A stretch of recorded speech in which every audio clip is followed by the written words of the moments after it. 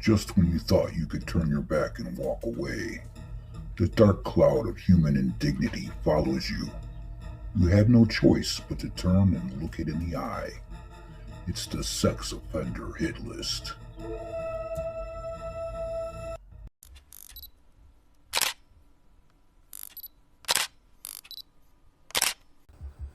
Hello and welcome back to the channel, everyone. We're going to start this one off at the Wisconsin Department of Corrections Sex Offender Registry. And here we find Mr. Mark Stats. Take a closer look at him here. Yeah, creepy looking chomo, ain't he? Anyways, we're not going to dwell on this face too long. So why is he on the registry here? Well, we're going to go down to the bottom of the page, and these aren't in order, by the way. But back in '93, he was convicted of second-degree sexual assault of a child. And they're not in order, so we'll go up to the top one. In '95, another second-degree sexual assault of a child. I just mentioned something really quick.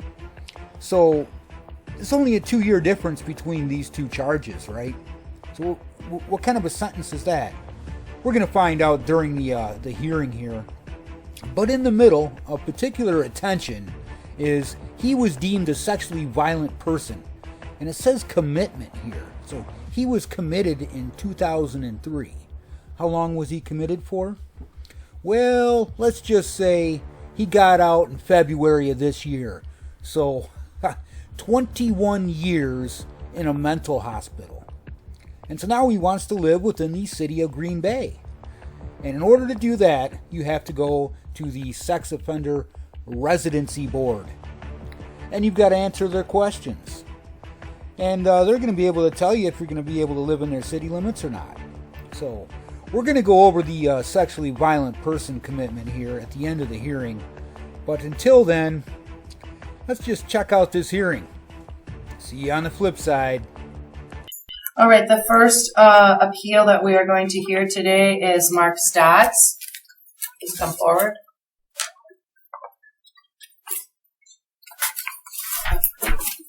So, Mark, you have never been before us, correct? Correct. Okay, so what we're going to do is we're going to ask you to tell us about your offenses. If I'm correct, only the adult offenses. Okay. And when you talk about the incident, we don't want you to name the victim, nor state the relationship of the victim. Okay. And then we do have a representative from the Green Bay Police Department that will confirm what you're telling us is accurate. So please be as detailed as you can. Okay. All right. So if you first want to start off and tell us about your conviction.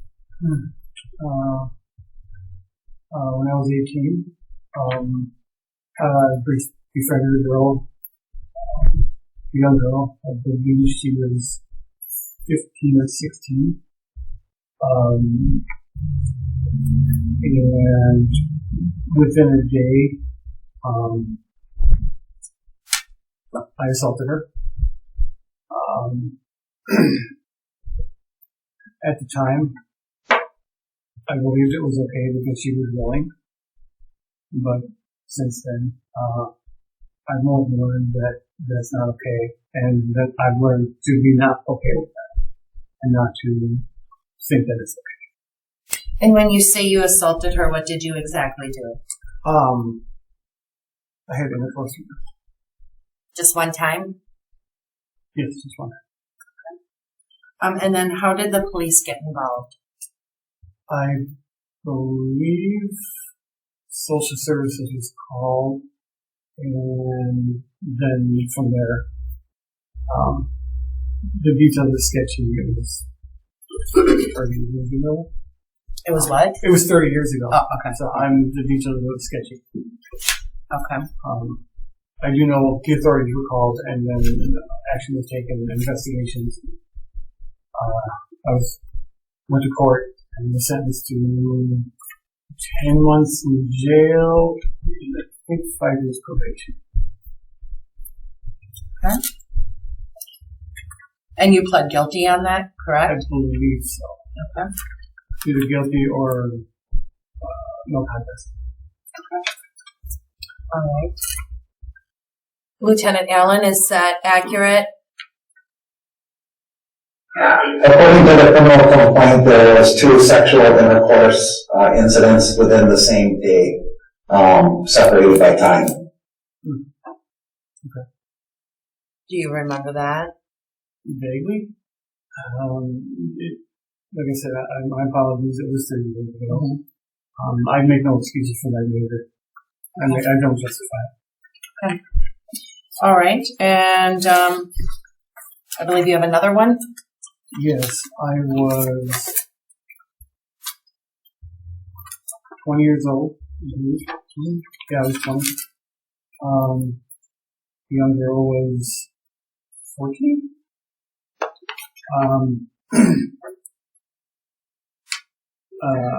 What's that? Oh, I think it was something. I'm sorry.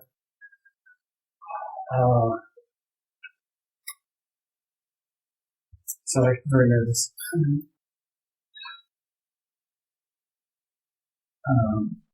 I had met her outside of school. She was talking about committing suicide. I let her get in the car, knowing that I probably shouldn't do that because I was still on probation from the first one. But I didn't want to have that suicide thing on my conscience. So against my better judgment, I let her in the car. I tried to help her out with some family-related stuff we were driving around. And in the end, the car got stuck in some sand. And I was supposed to be at treatment. At that time that we were stuck for sexual assault, sex offender treatment, excuse me. And I was late, and I knew or believed that I was already in trouble because of that. And that was my justification for, well, she's into it. I'm already going to be in trouble, so why not? So we then had intercourse in the car, one time. Afterward, got the car unstuck, and then I dropped her off at home. Within a few days, I know the authorities were contacted, and then I was put on appeal hold, and then charged with sexual assault with her offender.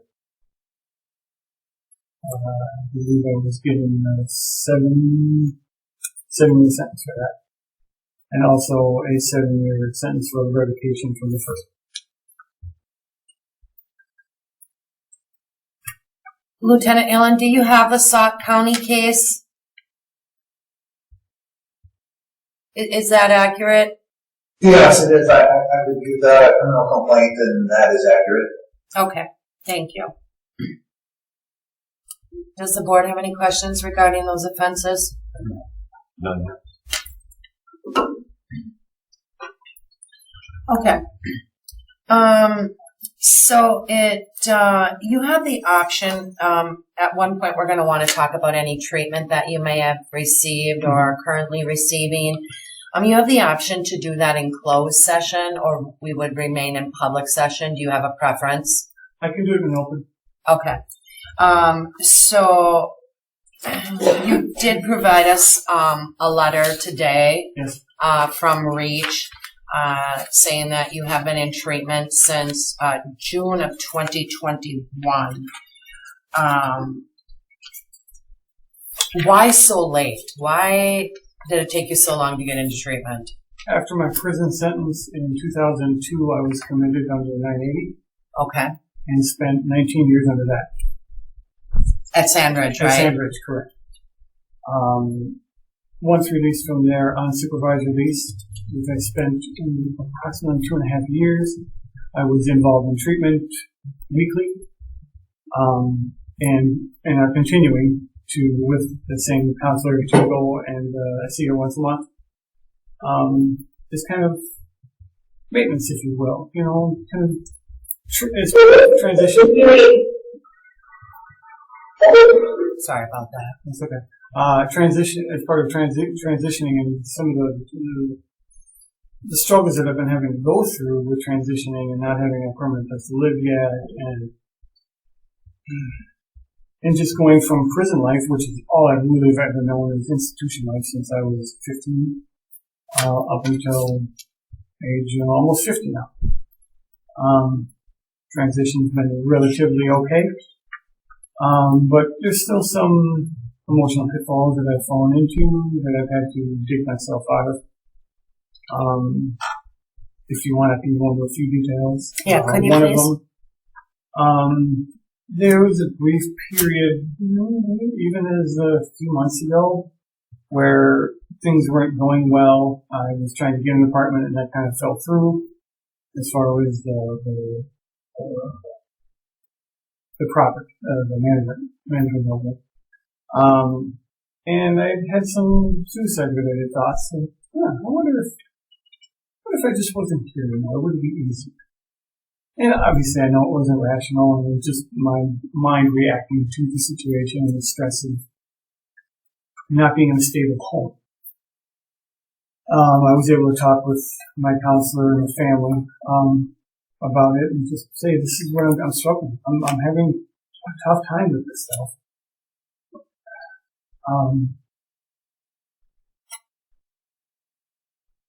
And I've never really had that as an issue. Suicide's never been part of my history, and that scared me. And that was another reason that I continued on with the treatment. Because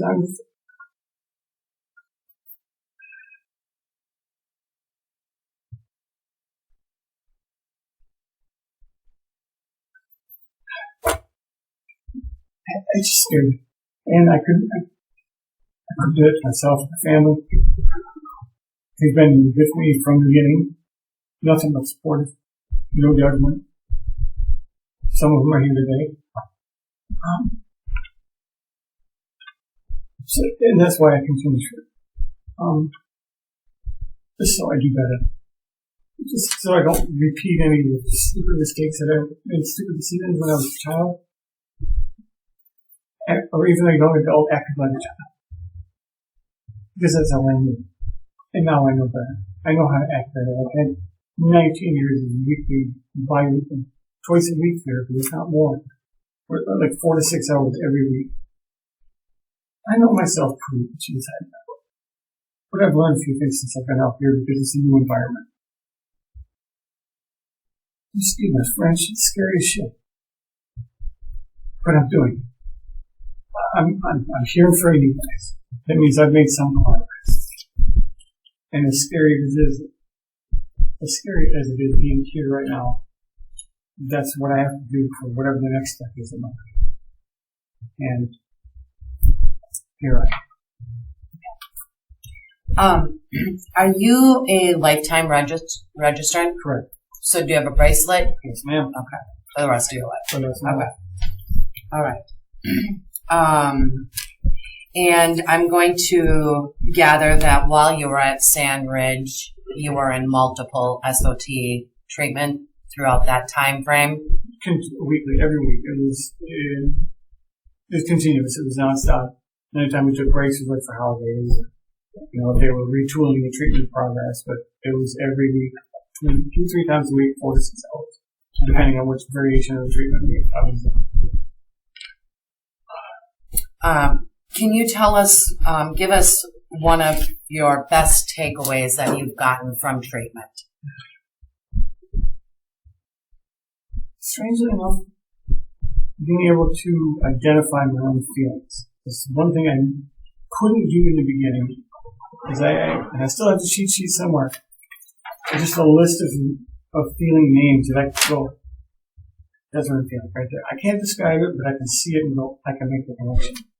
And I would literally sit in group and just write down feelings like, to create a longer list. And it was like 3 pages. And I knew I still wasn't done, but it gave me something to focus on. To give me a voice for myself, which I never had growing up. I didn't know how to speak what I was feeling, thinking, whether it was a deficiency on my part or my family raising me, whatever. I didn't have it. And that's the biggest part that they gave me. And once I could identify those feelings, Oh, I could attach that to what I was doing or thinking or feeling. Oh, wait, that's that thing here. I'm feeling scared. Okay, I'm scared. But what am I scared about? And then start to break it down. Best thing there, best tool they ever gave me. And not only did they give it to me, but I fostered it. Even now, when I'm talking with family or somebody, sometimes I struggle for words. But that's the one thing that I learned not to struggle through these feelings. I can't get it, give me a list. I got a list up here, there.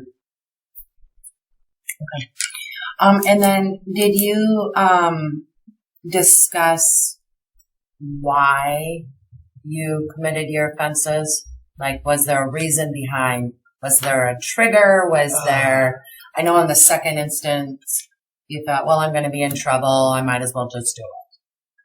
The theme that runs through my whole history was, what's the right word? I won't say lack of acknowledgement, but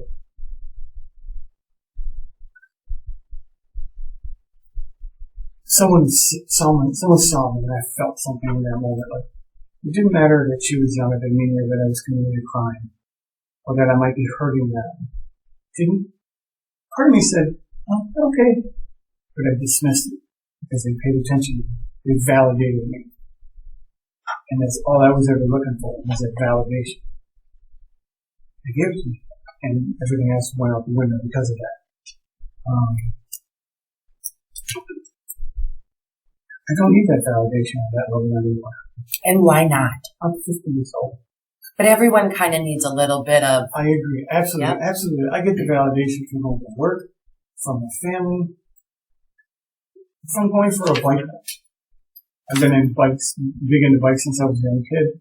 When I got out, got some good stuff. I love going for bike rides. I got to sign up for a bike ride later on, Bike to the Beat. It gives me the pleasure that I never had necessarily as a kid. I liked as a kid, but give me that space and freedom. And sorry if I'm going on that. Nope, that's, I mean, we need to hear this stuff because, I'll be honest with you, you have a pretty lengthy history, right? Oh, absolutely. And, for someone to go under the 980, I mean, that's not an easy thing. It takes a lot for somebody to be labeled a 980. Mm-hmm. And I read the notes on there and, the state said they didn't feel they had enough to keep you there anymore. Mm-hmm. Which in my opinion is a little bit vague, right? Like, why don't they have enough? What were they looking for? So, I'd rather have you tell us what you've gone through and the treatment so the board members here can make an educated decision as to whether it's okay for you to reside in the city. Okay. So I'm okay with that. Does anyone have questions on his treatment from the board? Not on the treatment, but I have a question about the address. Yeah, we'll get there. You can go ahead. Ask him. What address are you asking to live at? There's a couple of lists down here. Quincy Street, number 109. 141 South Quincy Street. Yes. It should be highlighted in the packet. Yeah, They're both listed. Yeah, it was interesting. Yeah. And so the Heritage Road that you live on, do you live with your boss right now? Is that correct? That's the address where my mail and stuff goes, but right now I'm bouncing from hotel to hotel. Okay. At quite a large expense, but it was my decision. Okay. And so you have been doing that for how long? About 2 months. Okay. Because it's been 2 months since you got off the 980. Is that correct? I got off at the end of January. End of January. I did live with my boss for a little while. There was some family dynamics, and I had to move on. And since then, I've been bouncing around from hotel to hotel. Okay. And Where are you working at? A place called Clover Ridge Converting. Okay. And what kind of hours do you work there? 7 to 3:30. And do you have a driver's license? Correct. And a car? And a car. Okay. All right. And so tell us what you do when you're done with work. What kind of things do you do in your spare time? I know you mentioned the biking. Bike riding. Currently, not a whole lot. Go shopping. And kind of sit in the room. When I get my own place and get settled in, I got knitting, crocheting, writing and recording music. What else? Just canvas. Spending time with family. Going out with my nephew. God, it's great. And just getting to know the family. If not every weekend, I'm going to my mom's house and saying hi. My brother, one of my brothers, my sister, somebody, my aunt. Just trying to get those relationships back that were missing in 19 years. No. Decades of that continuous contact, and that was broken up over time. There was some during Sandgrid, maybe once a month, and a phone call in there. It's not quite the same. Being here in person, we're trying to grow that relationship back, and that means everything. I like phones and texting.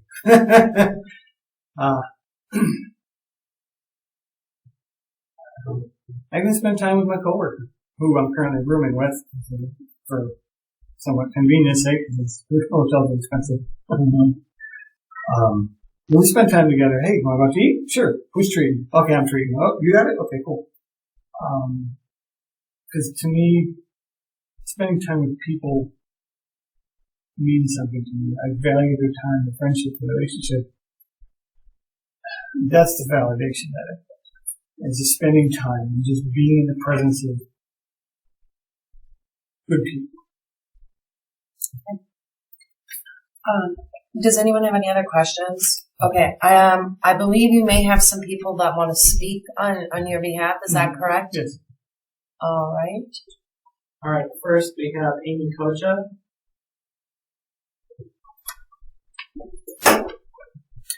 So Amy, we'll just ask for you. Oh, you've got her spelling and her address. Yes, I think we still have to have. Oh, okay. So if you could just state your name and your address for the record, please. Sure. Amy Kocha, 612 Grove Street, Green Bay, Wisconsin, 54302. All right. And what would you like to say about Mark? Well, I just wanted to acknowledge thank you for the time you do as committee members. Appreciate that. And just want to acknowledge my full support of Mark coming out into the community. Mark and I have been close.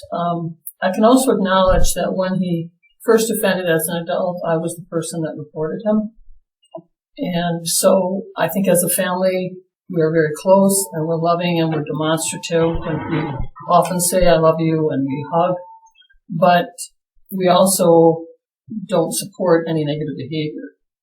And it's very important to us to make sure the community we live in is safe. And I absolutely can tell you, during his time on supervised release, there were many times that he was faced with annoying challenges, just with the practicality of expecting people to show up to give you a ride to work.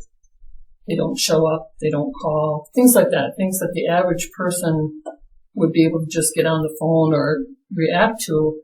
But he was so totally committed. I mean, I was more vocal about it than he was sometimes, and he was so absolutely committed to not letting anything stand in his way of being released. And he just not wanted to go back, because he knew that if he did, we as a family made it clear this is kind of a one shot thing.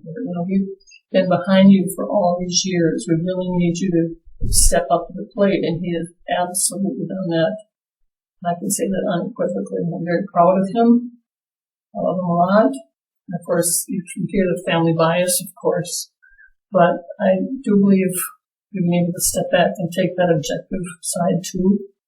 I can also tell you that while he was on supervised release, when he started living out in New Franken, he stepped into a house that already had an occupant, another young man who was, maybe had been there a few months ahead of him. And it was funny because when he was getting out of Sand Ridge, he and we talked a lot. And I said, what if you are in this house with this guy and he's pulling some stuff, He said, well, I guess I'm not sure, I guess I won't know till I face it. And it happened. The guy had a cell phone he was hiding and was making other more minor type of things he was trying to get away with. And Mark reported him.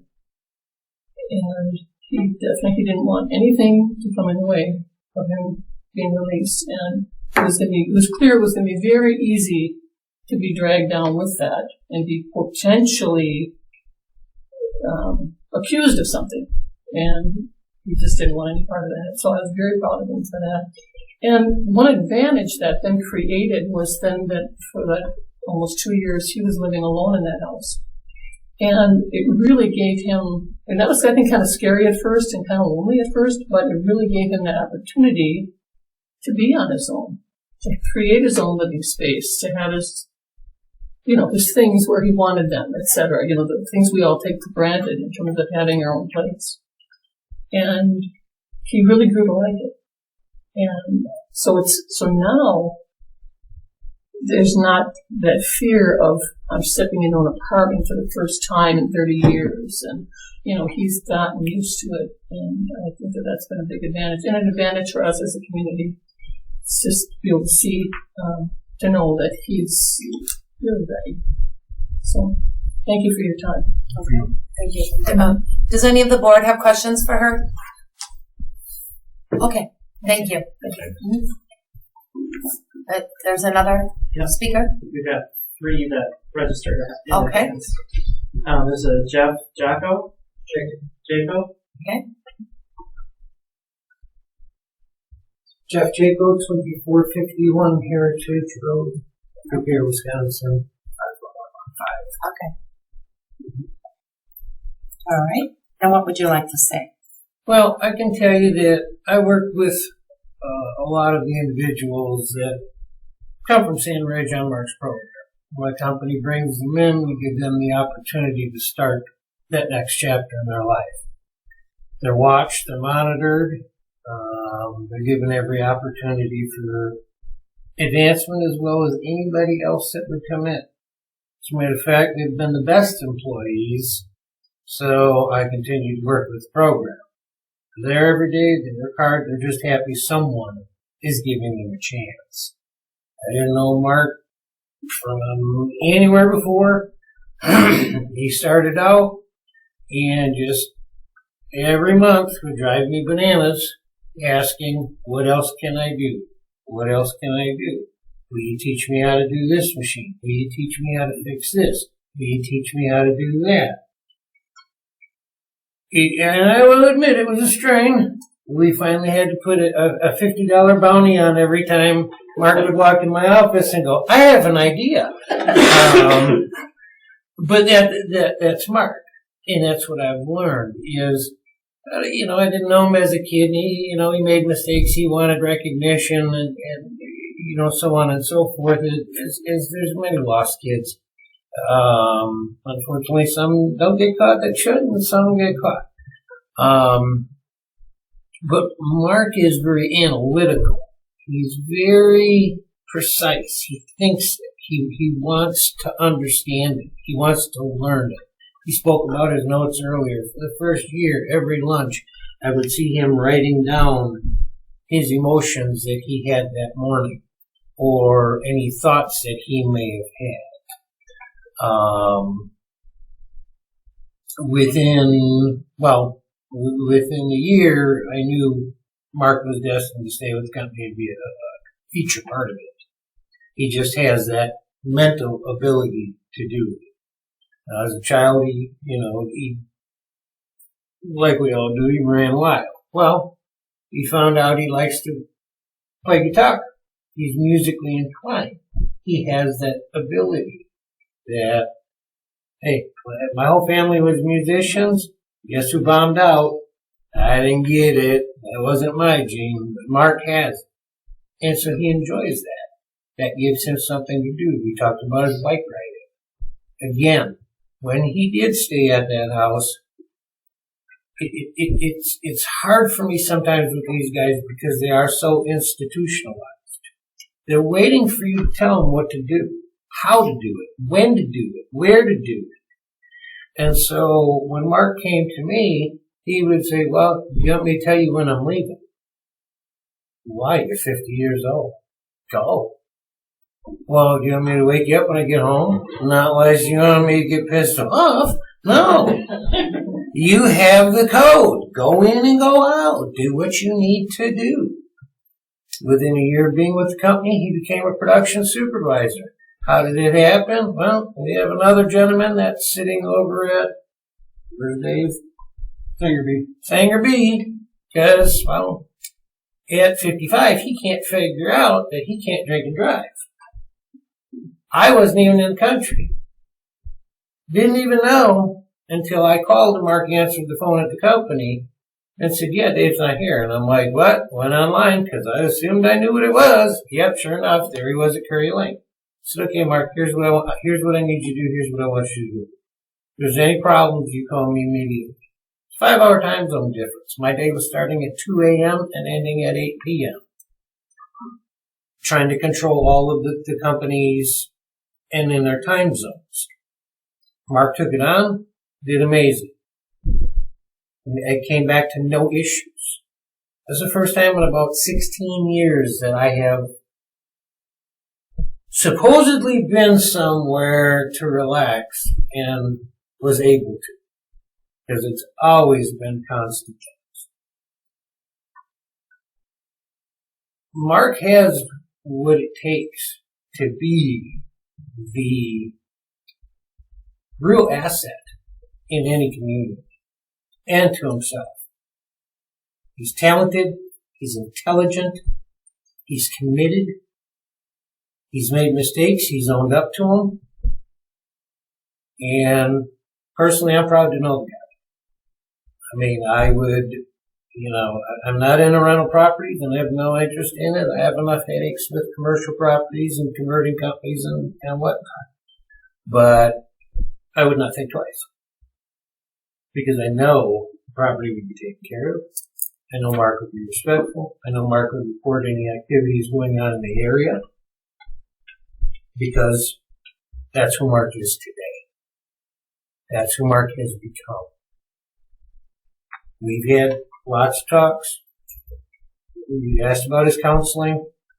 My company policies, my door is always open. Again, I have 3, 4 on the bracelet right now. Everybody's here. 4? No, Derek's I get. yeah. That's 4 of us. But, I've gone through, other than this process here today, I've gone through every stage with them. I've seen them come and get picked up, and I talk to them. You stay on the path. Stay on the path. You have this long to go. Stay on the path. They get discouraged. They screw up. Guess what? Bink, they get picked up. Tracy at parole calls me and lets me know. Mark's like, I've been telling them. I'm like, so have I. Okay. So there are certain ones that I agree. They're lifers. They're just too institutionalized. They're not going to get it. This one isn't that case. This one isn't that case. He deserves a chance.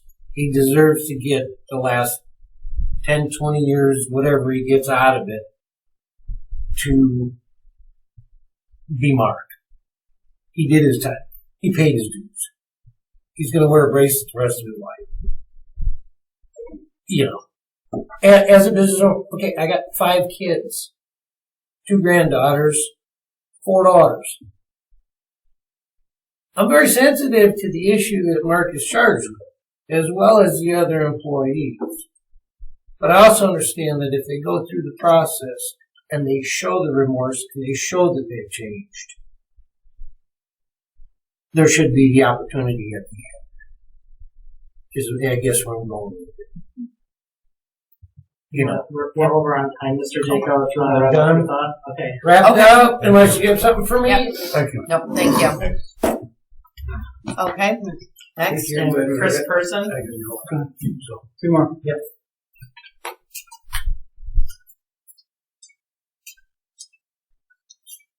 Chris Person, 1231 Shawano Avenue, Apartment 1, Green Bay, Wisconsin, 54303. I see.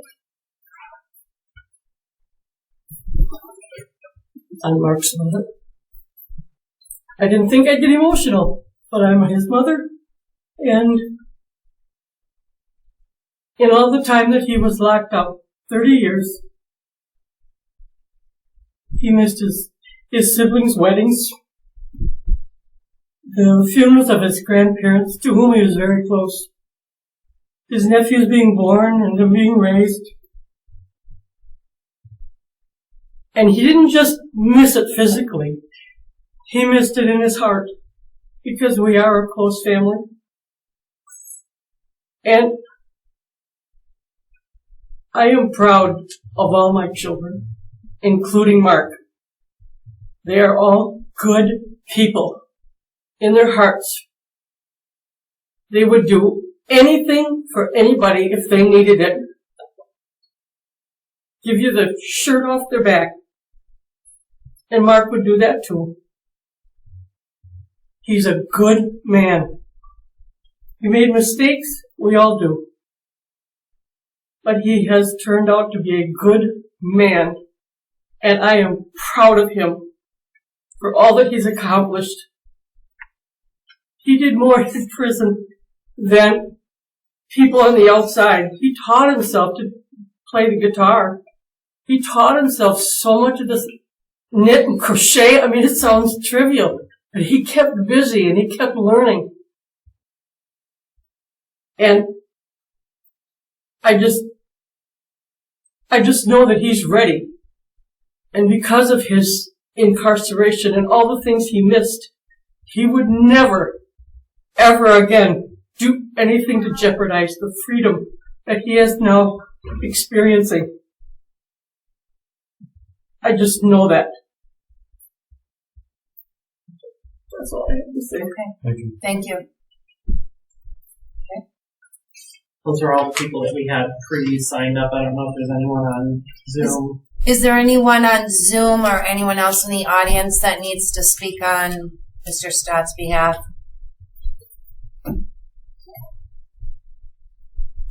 Okay. So this is kind of the board's time to kind of discuss, how we feel about the situation. I'll be honest with you, when I first saw your packet, I was a pretty hardcore no. You had one after another, mm-hmm. And at what point do you learn that what I did was wrong? Right. 19 years at Sandridge is a really long time. But I feel that you have seriously taken your treatment to heart. I think you were able to tell us things that probably people who have been in treatment for a long time haven't been ever able to face. So for that, I give you a lot of credit. And obviously you have a support system that is very, very important. Being out in the community after being locked up for so long, there's so many changes, right? I mean, there's technology changes that you have to learn all over. There are, what? Roundabouts. Yeah, exactly. And so I feel just the little bit that you have shared with us, I feel you're adapting well. Again, because you have that support system, I think that's going to help you along.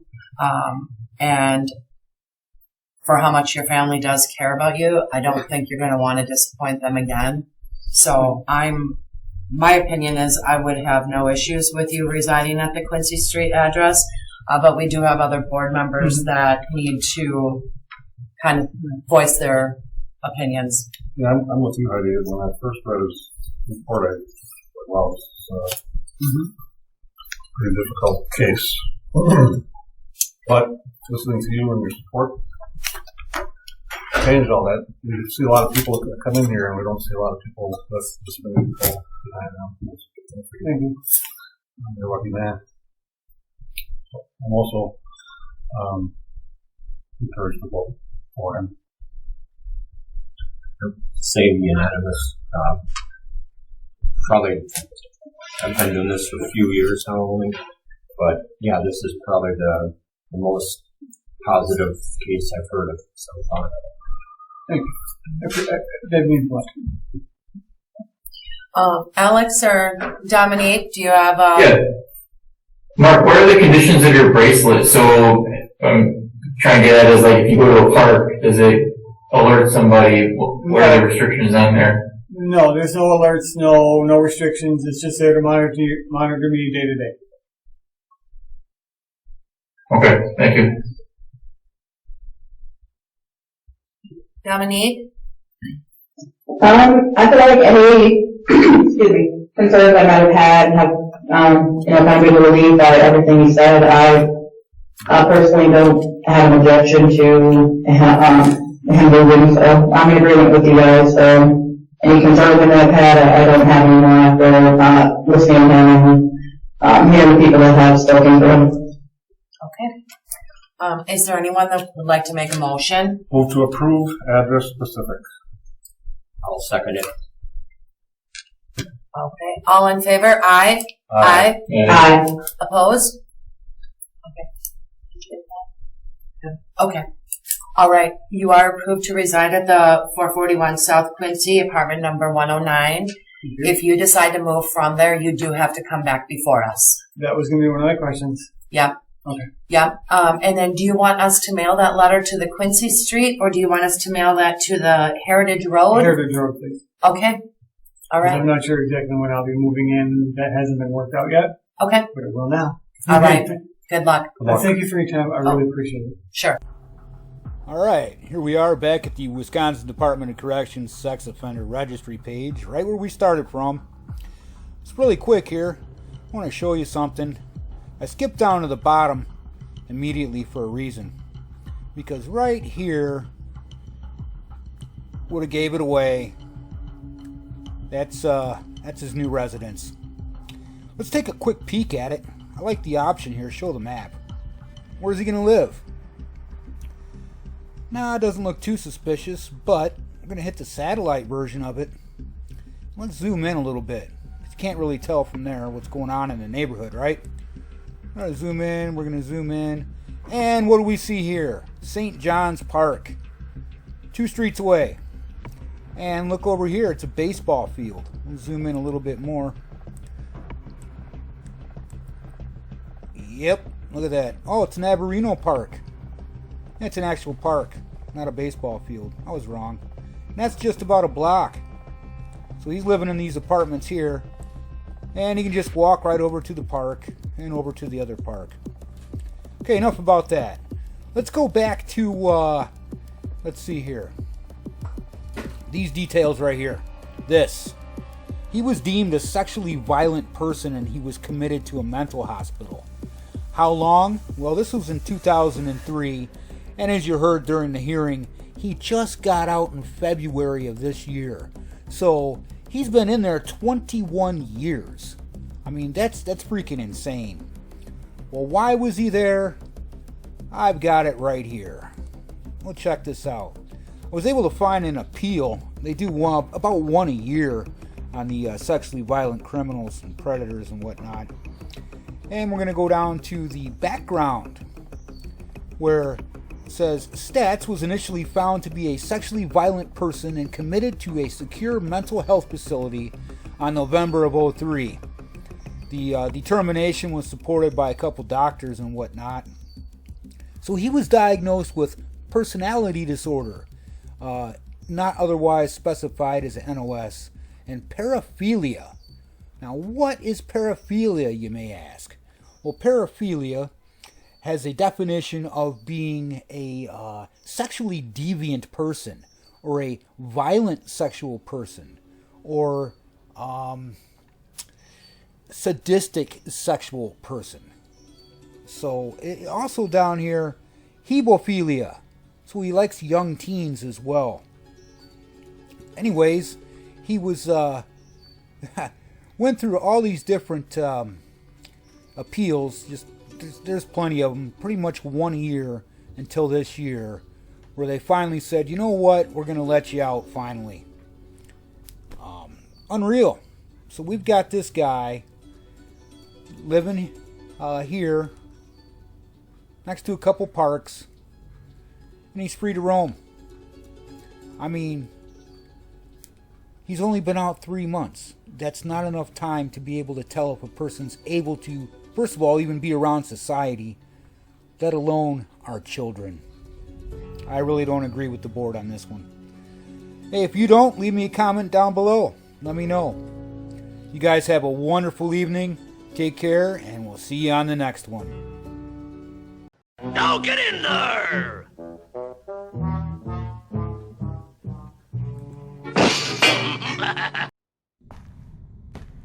When a child experiences trauma, they can be stripped of their ability to imagine.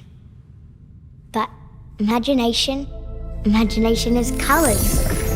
All the colours. Imagination is freedom. And whatever you want it to be. But a child without imagination is not a child at all.